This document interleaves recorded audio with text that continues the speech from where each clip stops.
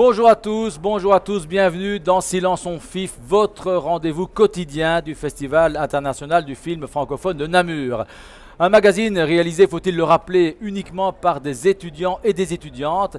Et l'une d'elles va d'ailleurs m'épauler à la présentation aujourd'hui, c'est Justine. Bonjour Justine. Bonjour Eric. Si tu nous proposais le sommaire de l'émission.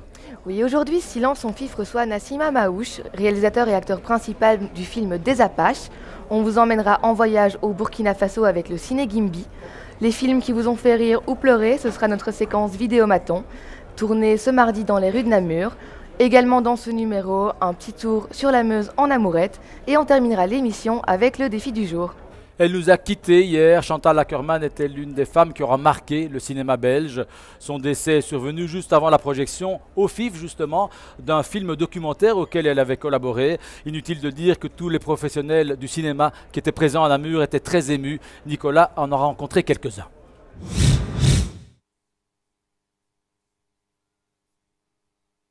La chambre. Dans ce court-métrage de 1972, réalisé par Chantal Akerman, on découvre un panoramique de 12 minutes. Ce travail est emblématique dans sa manière de traiter le temps et l'espace. Il est impossible de résumer son éclectisme cinématographique en une séquence, mais Chantal Akerman était un ovni, unique en son genre, qui a marqué de nombreux esprits.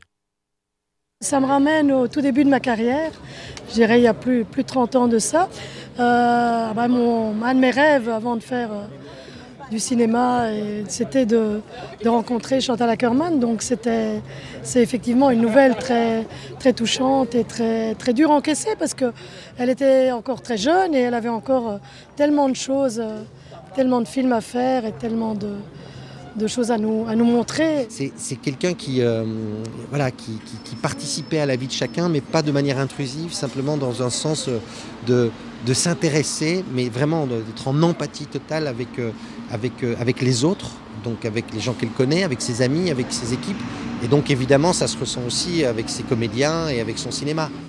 J'ai vu beaucoup d'interviews, j'ai regardé ses documentaires, il y a vraiment cette espèce d'obsession, une forme d'obsession par rapport à l'exigence. Et je pense que des gens qui marquent, ce sont des gens qui ont un point de vue et qui, tout en se tenant au point de vue qui est le leur, essayent de creuser un sillon, de découvrir au fur et à mesure qu'ils font les choses, qu'ils ont à faire, pourquoi ils les font. Dans le documentaire d'ailleurs qu'on a produit sur elle, Gus Van Sant se revendique, en tout cas au début de sa carrière, du cinéma de Chantal Akerman, comme d'ailleurs Sofia Coppola qui ne jure que par Chantal Akerman en disant que c'est elle qui lui a donné l'envie de faire du cinéma. Et au final, elle a quand même énormément de gens qui ont suivi sa carrière, qui avaient des vrais rendez-vous avec elle en fait, qui aimaient cette exigence, qui aimaient ce point de vue. Et alors on quitte le monde du j'aime pas et on rentre dans quelque chose où on se dit ok, il y a des choses qui vont me déranger, des choses qui vont me bouleverser, mais je ressors différent quand j'ai vu un de ces films. C'est sûr, cette grande dame aura laissé son empreinte dans le cinéma belge et le cinéma mondial, pour très longtemps.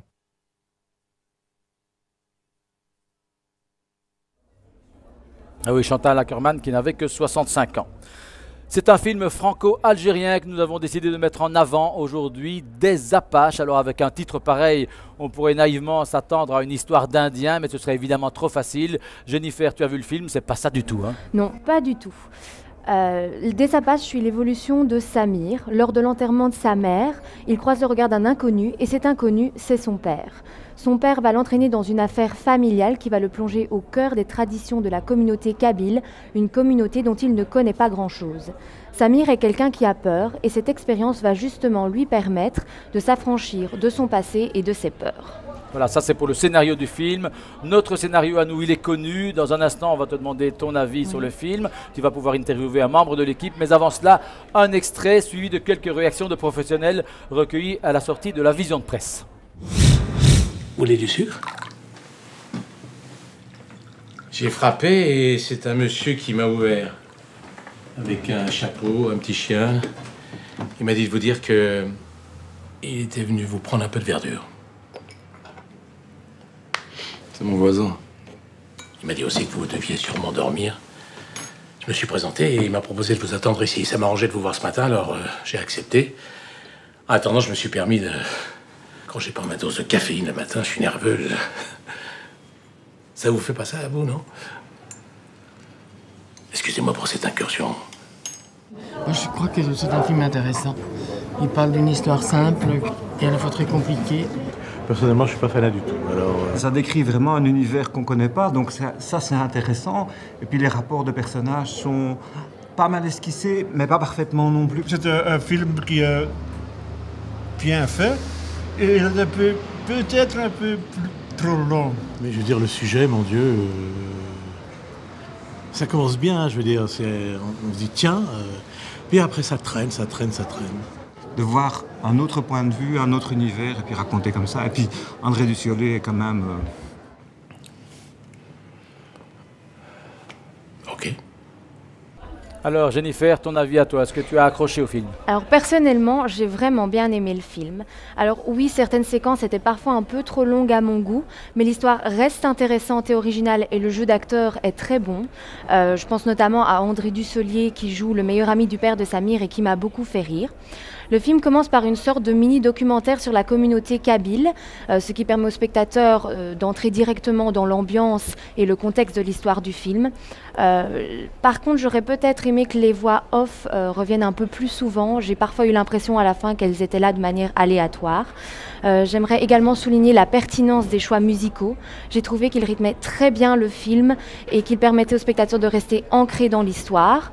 Les musiques étaient toujours là au bon moment dans les séquences, ni trop tôt, ni trop tard.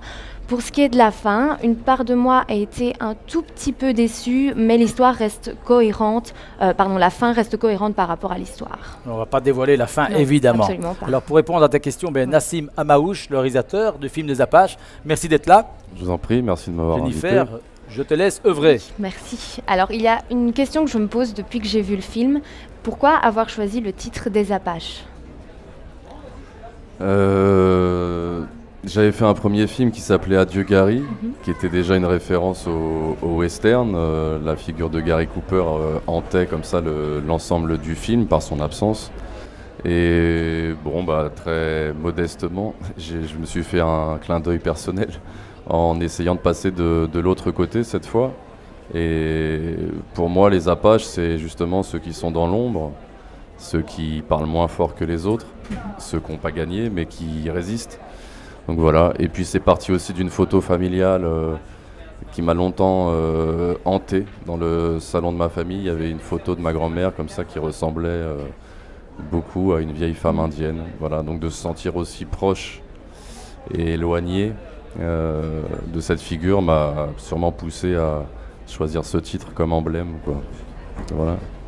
Et comme je l'ai dit, le film commence par une sorte de mini-documentaire sur la communauté kabyle. C'était quelque chose que vous vouliez absolument faire, ce documentaire au début ? Parce que ça vous a surpris? Ouais. Ça m'a surprise, oui, mais j'ai beaucoup aimé justement. Non, mais il n'y a pas de problème. Oui, je l'ai voulu parce que sinon je ne l'aurais pas laissé. Effectivement, on peut toujours... ce qui m'intéressait, c'était de provoquer une forme de rupture entre le documentaire du début, très didactique, volontairement, et puis ensuite de rentrer de plein pied dans la fiction. On peut toujours regarder la vie et les gens de manière sociologique, par groupe. Et le cinéma, je pense que c'est un territoire où il s'agit de faire entrer la fiction et l'intime. Donc voilà, c'était pour faire une sorte de rupture volontaire. Pourquoi y revenir alors vers la fin quand vous faites revenir la voix off justement? C'était aussi pour faire le rappel vers le début?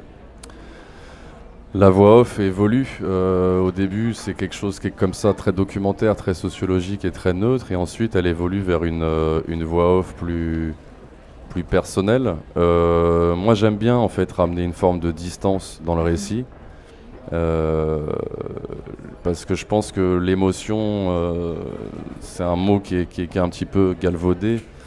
Enfin, l'émotion ne doit pas forcément pour moi être le diktat ou le seul critère d'un film. C'est-à-dire que moi je peux être ému devant une publicité, je peux être ému, j'imagine, je regarde pas trop la télé-réalité, mais je pense que je peux être ému. Ne la regardez pas trop, c'est pas vraiment nécessaire. Hein. Oui, mais ce que j'étais en train de dire, c'est que l'émotion peut surgir à des endroits très surprenants parfois, et que c'est pas forcément le seul critère de jugement d'une œuvre. Parfois la distance qu'on met volontairement dans son travail est quelque chose qui peut être aussi intéressant. Et puis j'entendais parler c'était des journalistes, c'est ça, tout à l'heure, qui parlent aussi de longueur ou de machin. Bon, aujourd'hui, on va respecter l'hommage national qui est fait et international qui est fait à Chantal Akerman, mais c'est vrai que vous avez justement rappelé qu'elle pouvait faire des plans séquences de 12 minutes. J'aimerais bien entendre ces personnes-là en parler. Je pense que dans ce cas-là, ils ne trouvent pas ça trop long parce que c'est sacralisé. Mais c'est juste une façon de parler des films qui est quand même toujours très spéciale. Bon, vous faites ça, vous, à votre manière, par un petit montage micro-trottoir. Bon, c'est une façon d'en parler à la sortie d'une salle. Ouais, voilà.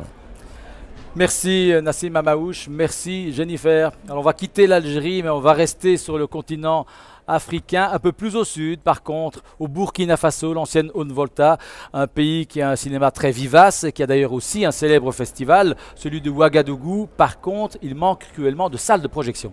Oui, mais il se pourrait bien qu'une nouvelle salle ouvre ses portes à Bobo-Dioulasso, la deuxième ville du Burkina Faso. Ciné Gimbi est un projet qui récolte des fonds en vue de réhabiliter la seule salle couverte de la ville. Audrey s'est rendue sur leur stand, ici, sous le chapiteau du FIF. Le cinéma franco-africain est bien présent cette année au FIF. Moumouni Sadou est venu du Burkina Faso pour faire connaître le projet Gimbi, un projet lancé il y a 2 ans par l'association de soutien du cinéma burkinabé pour sauver le mythique cinéma Gimbi, aujourd'hui complètement en ruine. Moumouni tient un stand sous le chapiteau du FIF afin de recueillir des fonds pour reconstruire cette salle de cinéma. Il y a plusieurs façons de soutenir ce projet. Soit vous pouvez investir la somme que vous voulez, comme l'a fait d'autres partenaires, ou soit nous avons des sièges que nous vendons pour la salle de ciné. Ça fait à peu près 1 mois que nous avons commencé le chantier. Du coup, nous envisageons d'ici fin 2016 de finir le premier tour. Le réalisateur burkinabé Sékou Traoré est au FIF pour présenter son film « L'œil du cyclone ». Il se bat pour faire revenir ses compatriotes dans les salles de cinéma. Il nous explique l'importance du projet Gimbi pour le Burkina, pays phare du cinéma africain. Nous sommes un des rares pays encore où il existe des cinéphiles. Parce que quand un film est bien fait au Burkina, dans une ville comme Ouaga, on arrive à avoir 3000 à 4000 entrées par jour. Et il faut absolument maintenir ce rythme-là. Et une ville comme Bobo, qui n'a presque plus de salles, commence à avoir d'autres loisirs à la place du cinéma. Et il faut absolument recréer le cinéma Gimbi pour avoir ça. L'objectif du projet Gimbi est d'être bien plus qu'une salle de cinéma. Il s'agit de créer un lieu d'échange et de rencontre. Un projet vital pour lequel les festivaliers n'hésitent pas à faire un geste. Je m'apprêtais à venir prendre l'ambiance du chapiteau, peut-être boire un café ou quelque chose comme ça. Et puis je me suis dit que les 3 € du café, ils profiteraient peut-être plus généreusement à un projet de cet ordre. Le projet est en bonne voie. Les plans sont rédigés et la construction lancée. L'ouverture est prévue fin 2016. Mais Nassim Amaouche, le manque d'infrastructures, de salles de projection, c'est un frein au développement du cinéma africain ? Ça me paraît être une évidence, mais une des conséquences, je pense, de ce manque d'infrastructures, de manière beaucoup plus sournoise, c'est-à-dire que le fait que les populations locales ne puissent pas avoir accès à des salles, ce phénomène fait que les réalisateurs ne peuvent pas s'adresser à leur public et que les réalisateurs qui vont du coup pouvoir faire des films vont forcément s'adresser à un autre public, à savoir celui des festivals. Et faire des films pour les festivals, c'est pas la même chose que faire des films pour les gens qui sont dans la rue juste en bas. Et je pense que ça peut être une des grosses conséquences néfastes de toutes ces cinématographies qui sont déjà très maigres. C'est de faire attention à pas nourrir une sorte de fantasme occidental ou festivalier, mais de bien rester connecté à son peuple. Bon, mais d'ailleurs, voilà. si on veut soutenir ce projet Ciné Gimbi, on peut évidemment le faire en venant ici au festival dans le chapiteau. On peut aussi le faire par Internet, bien sûr. Une première fois, c'est toujours impressionnant. Angélique Assar est une jeune actrice qui vient de participer à son premier film, Une enfance. Alors notre taxi n'était pas libre aujourd'hui. C'est donc au théâtre de Namur que Nicolas l'a rencontré. Et les repas, c'est dans un réfectoire? Non, il les apporte. C'était bon? Ouf. De toute façon, j'avais jamais faim là-bas. Tu faisais quoi la journée? première fois où vous avez un rôle aussi important. Vous avez déjà joué dans plusieurs films, mais c'est votre premier rôle. Est-ce qu'il y a une pression supplémentaire quand on joue son premier rôle? Il y a une énorme pression et une énorme excitation aussi. On se dit que c'est un personnage qu'on va devoir tenir tout au long sur 2 mois de tournage. Donc c'est vraiment, on peut pas se permettre de pas le connaître par cœur en fait. Sur des plus petits rôles, on peut trouver des grandes lignes et puis se dire bon bah je vais mettre beaucoup plus de moi, plus ma nature pour le rendre plus concret. Et là on peut pas se permettre en fait. Là moi je suis arrivée et pour moi il fallait que je connaisse toute sa vie, son enfance à cette fille, qu'est-ce qui s'était passé. Mais en même temps c'est hyper excitant, parce que c'est un vrai rôle de composition. Je te dis, sale pute, je le ferai pas. Tu paries que tu le feras. On voit vraiment la vie de cette famille à travers les yeux de Jimmy. Comment vous avez pu vous préparer justement pour connaître tout le personnage, alors que finalement le personnage adulte, on les connaît pas vraiment, on connaît pas... J'ai demandé à une amie qui est psychologue et qui travaille avec ce genre de famille, justement avec ces mères qui n'ont pas de repères et qui ont leurs enfants et qui ne savent pas comment les aimer. Et ça c'était hyper intéressant parce qu'on a lu des bouts du scénario ensemble. Et elle, en fait, elle m'a ouvert les yeux sur des petites choses, c'est-à-dire, voilà, on s'inspire un peu de tout. Et puis, dès que j'avais des doutes aussi, je posais la question à Philippe, qui m'éclairait, ou des fois qui me laissait un peu dans le flou en me disant « Fais-moi confiance, fais-toi confiance ». Vous êtes sélectionné dans une compétition de festival. Comment vous gérez ça? Je suis hyper heureuse. Et puis je suis très heureuse qu'il y ait un festival qui ait repéré la magie et la beauté de ce film. Parce que c'est un film dont je suis très fière, que j'adore. Et quand on m'a dit, en plus j'adore le cinéma belge, je suis une grande fan. Et quand on m'a dit qu'il était sélectionné en Belgique, j'étais tellement heureuse. Voilà. Et je me suis dit, enfin, il y a des gens qui ont su trouver la beauté et la grâce de ce film. Et donc il y a tout à y gagner et surtout à le faire découvrir à plein de gens. On y va ?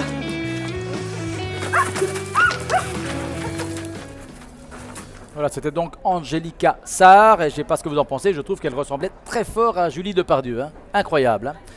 Notre vidéomaton va nous faire pleurer aujourd'hui, mais Justine, quel genre de larmes?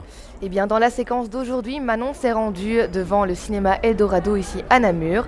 Quels films vous ont fait rire, lesquels vous ont fait pleurer? Je vous propose de le découvrir tout de suite dans la séquence vidéomaton.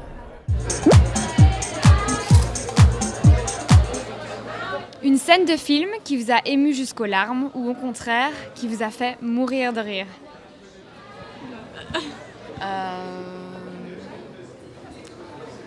Bah j'en sais rien. Une scène qui m'a fait mourir de rire, là dans Tokyo Fiancé. Il dit tout le temps désolé, excusez-moi tout le temps. Au moment où elle s'imagine les parents qui vont la tuer. Oh les ch'tis, les films quand ils sont bourrés en vélo, ça m'a fait rire complètement. Rien à déclarer, ça m'a trop fait rire, avec l'ambulance là. Excusez-moi. Peut-être un moment émotion? Le film s'appelle Nos meilleures années, c'est un film italien. Le Titanic. Jack meurt. Il y a un fils et sa femme et son épouse qui n'ont plus vu ses parents depuis des années. Harry Potter, c'est le prince de sang mêlé. Il décide quand même de venir dans la ville où son papa habite. Le film Everest.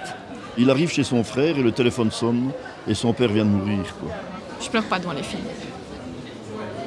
En fait, je sais pas si je suis faite pour savoir répondre à ça. Effectivement.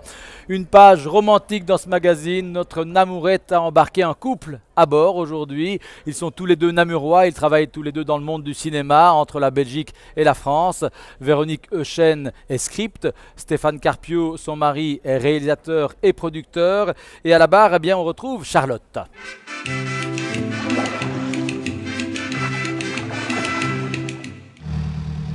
Véronique Euchen, Stéphane Carpio, bonjour. Bonjour. Bonjour. Vous êtes ici avec nous donc, sur la Namourette, dans Namur, au moment du FIF, de la 30e édition du FIF. Et on vous a invité parce que voilà, vous êtes de Namur. Donc. Et on voulait savoir, vous êtes un couple d'artistes. Véronique, vous êtes script et comédienne, comme ça. Et vous êtes producteur, réalisateur, photographe. Est-ce que vous pourriez nous donner une petite définition de votre métier? Oui, en fait, un ou une script, c'est le responsable de la continuité d'un film. Comme on ne tourne pas de manière chronologique un film, eh bien, il faut quelqu'un qui soit responsable de tous les raccords, de façon à ce qu'ensuite, au montage, on retrouve une histoire fluide. Et dans La Nuit américaine, il y a le métier de script qui est très bien illustré. C'est ce qui m'a donné envie de faire ce métier. Est-ce que ce travail ensemble, c'est facile, sachant que vous êtes ensemble dans la vie de tous les jours aussi? Ça a des avantages et des inconvénients. L'avantage, c'est qu'on se connaît bien, donc c'est plus facile d'anticiper les choses quand on se connaît. Les demandes de l'autre ou ce que l'autre a envie de faire ou comprend ou pas. Il y a sûrement des inconvénients.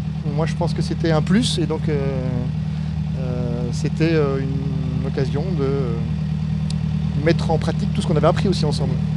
En fait, comme on a fait l'IAD ensemble et nous rêvions de ce long métrage, donc j'étais script mais aussi collaboratrice artistique et je connais tellement bien l'univers de Stéphane qu'en fait ça pouvait aussi l'aider à créer un lien vis-à-vis des costumières, des maquilleuses, etc. parce que je savais exactement ce qu'il aimait, ce qu'il n'aimait pas.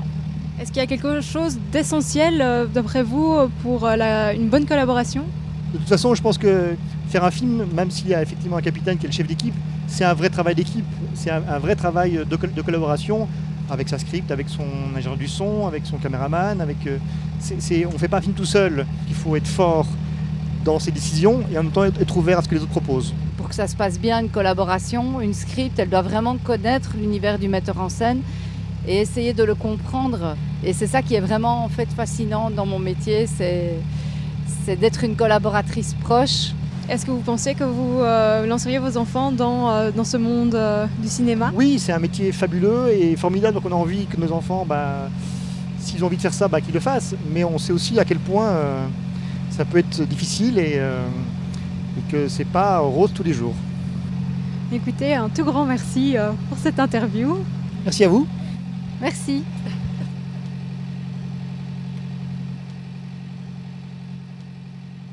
Voilà, et vogue la galère. Notre photo du jour, les étudiants en photographie de la Helbe sont décidément très doués, puisqu'une fois de plus, nous n'avons pas réussi à choisir. Voilà donc un trio de photos. La première nous montre en un cliché toute l'animation d'un cinéma, l'Eldorado, pour ne pas le citer, une photo qui respire le mouvement. La deuxième est un portrait, celui du jeune Casey Moteklein qui joue dans le film Keeper. Sur notre plateau hier, il se désignait comme le futur Benoît Poelvoort suisse, rien que ça. Et puis un autre cabot pour terminer, mais celui-ci ne fait pas encore de cinéma, bien qu'il ait l'air de s'intéresser au programme du FIF. On en vient au défi du jour, avec des surprises au menu paraît-il aujourd'hui, je n'en sais pas plus, sauf qu'il y a un changement de titulaire, ce n'est plus Nicolas qui est là. Oui, Nicolas a placé la barre très haute en réussissant 3 défis sur les 4 que nous lui avons lancés. Aujourd'hui, c'est Mélanie qui s'y colle. Nous lui avons donné pour mission de trouver le rappeur Pitcho et de lui faire improviser un rap sur les 30 ans du FIF. A-t-elle pu aller jusqu'au bout? A-t-elle pu rencontrer l'artiste? Réponse en images. Eric, je vous conseille d'être très attentif. La pluie, le beau temps. Mais depuis le temps qu'on attend, on s'est habitué au gris. Alors, mon défi d'aujourd'hui, trouver Pitcho, le faire rapper, mais pas n'importe comment, avec le mot silence son fif dedans. C'est parti. Oui, allô? Allô Mélanie, j'ai une nouvelle mission secrète pour toi. Comment ça, mission secrète? Tu dois les piéger. Et j'ai pas le choix? Ah, j'ai pas le choix. Piéger qui?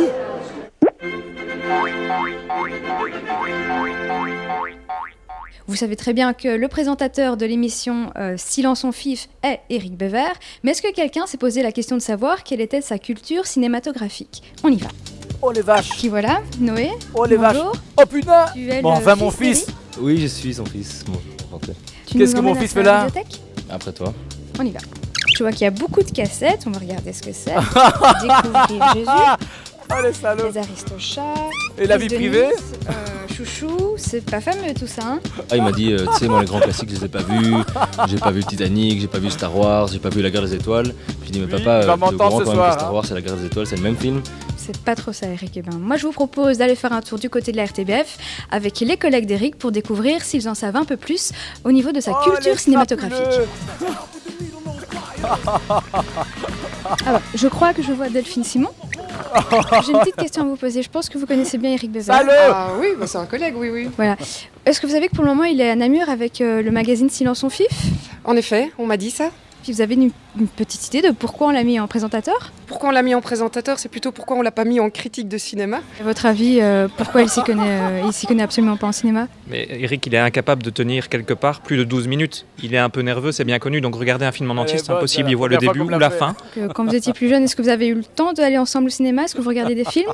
Non, je crois qu'on n'est jamais allé une seule fois au cinéma avec Eric. On est allé boire des verres, mais on n'est pas allé au cinéma. Et tu crois qu'il y a des mecs qui sont ici au FIF et qui n'en touchent pas une en cinéma? Évidemment, moi. Ouais.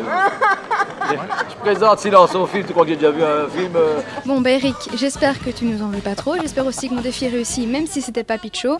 Et puis surtout, juste avant de terminer, Star Wars, c'est 6 films, et La Guerre des Étoiles, le premier film, il est sorti en 1977, comme ça tu sais. Je n'en ai vu aucun de ceux-là, effectivement. Les salauds, mon fils, je le retiens, il va m'entendre ce soir. Hein. Et les collègues, fessez pour tout le monde. Allez, le défi est quand même réussi, même s'il n'y a pas de Pichot dans l'histoire. Mais voilà, on a bien ri, j'espère que vous aussi.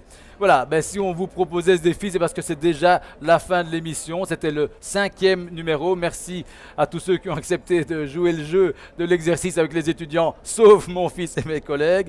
Bravo aux étudiants eux-mêmes, bien sûr. Merci à notre invité, merci à vous de nous avoir suivis. On se retrouve demain pour l'avant-dernier numéro. Et oui, déjà, à demain.